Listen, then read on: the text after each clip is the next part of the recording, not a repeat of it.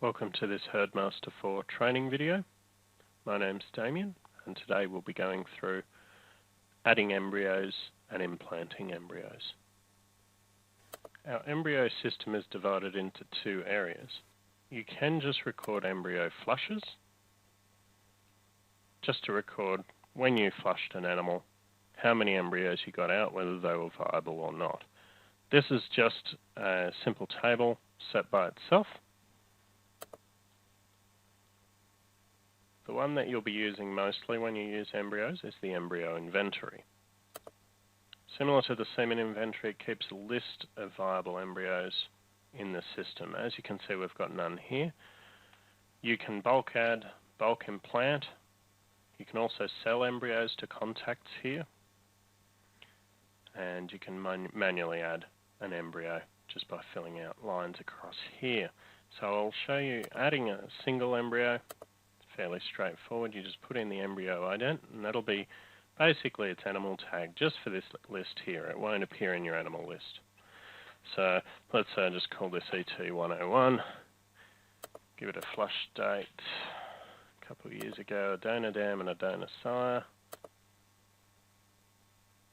There we go. So let's get rid of our inactive animals. There's our donor dam. There's our sire. There's AI. If he had a semen batch against him, we could actually say it was AI from this particular batch. And we could say how many straws used. Embryo age, obviously in our previous video we did go through where the default for embryo age is set. But if this embryo is a bit different to your normal, you can change it. Storage location, tank number, collection method, and freeze type. These are all optional, as are the semen batch, straw used, and the note area.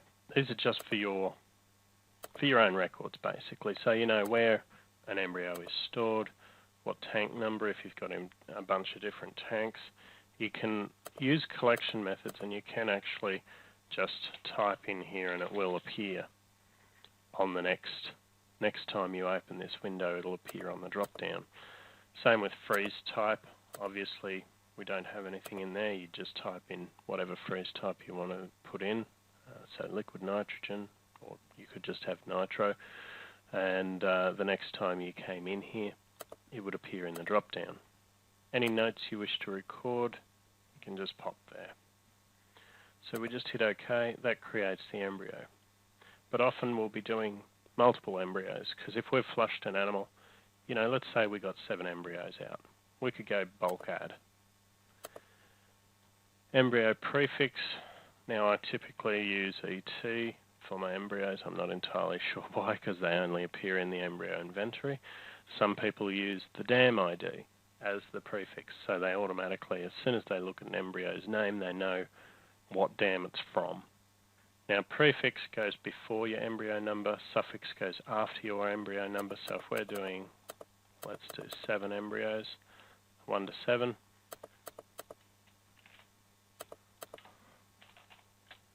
And as you can see, they just go after the number and before the number.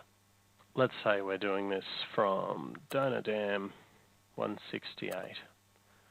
So we could say 168 underscore, might use 0 padding just to make it a little nicer. So we now know that this is from dam 168, number 1 to 7 embryos. And in fact I might even put a suffix on of the year that they were gotten out of. So that way I know which dam, what number embryo it is, and which year I got that embryo out in. So let's say 228 there was AI. Same data, just different location for most of it. We've got it in 2 columns, and the columns are slightly different. Semen batch again, you could use a semen batch as we saw earlier, and you've got your embryo age just here, your flush date, tank number, collection method, freeze type, as we saw earlier. So we just hit OK. Just gives you a summary, and it's created all those embryos. Manually add, you just type in, and you can add a line, and you can mass add different embryos and just type in individual embryos. So if you've bought 20 embryos and they're all from different dams and sires, might have different dates, whatever, just widen this out.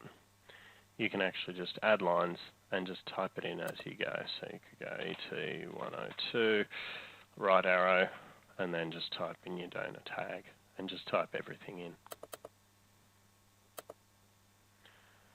So they're on here. If you wanted to see ones that had been implanted or sold, because they will disappear from this list, you just click up here, and there's some that I've got in the system already. And you can see implanted. Okay, so implanting. It's pretty straightforward. If you want to do an individual implant, so just one embryo. So if you wanted to implant the embryo into an animal, let's say we're implanting this one, and you're just doing one, you could just hit implant while it's highlighted. Put in the implant date. Put in the recip dam. So let's go down here. Let's go. We'll go with some G animals. G16. There's our performance group for our breed plan codes, and any notes we wanted to put on, just for that mating. Because what will happen here is we hit OK, it gets rid of the embryo off our list. We can only now see it when we check that box, ET101, there it is. And it creates a mating on the recip dam, but it tells it that it's an embryo type mating. So that when you create a calf on it, it'll pull all the information that you've put in here from the donor dam, sire ID, implant date, everything, will be pulled onto the new animal. Now, usually you won't be just doing one embryo off by itself, you'll be doing a bunch of them. So you can hit bulk implant.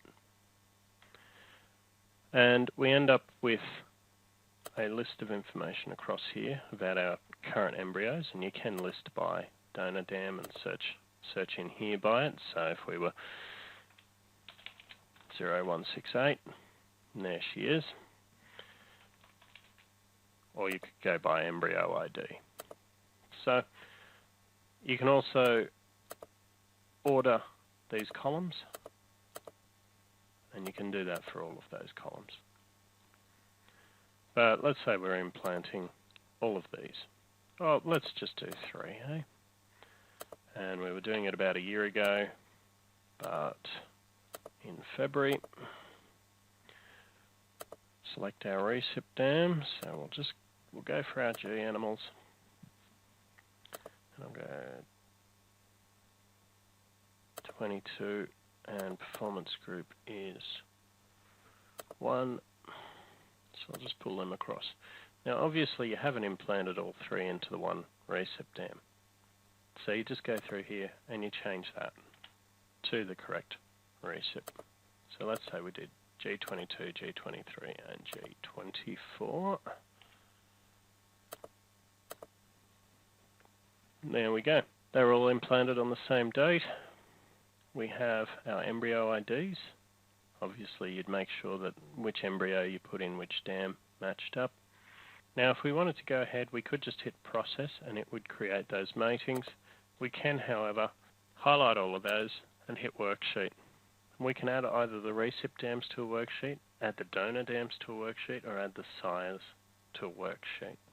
So in this case, what we'll be doing is we'll be putting the recip dams into a new worksheet. So we'll just say, let's say breeding group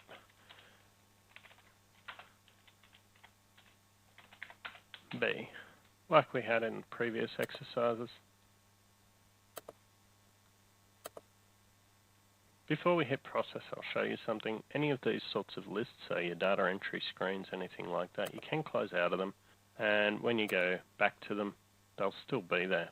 If they haven't been processed for whatever reason, whether there was an error or you just didn't hit process, they will still remain there until you either process them or delete them. Yep, and there we go. We've implanted the 3 embryos. And that is the end of this video. Thank you for watching.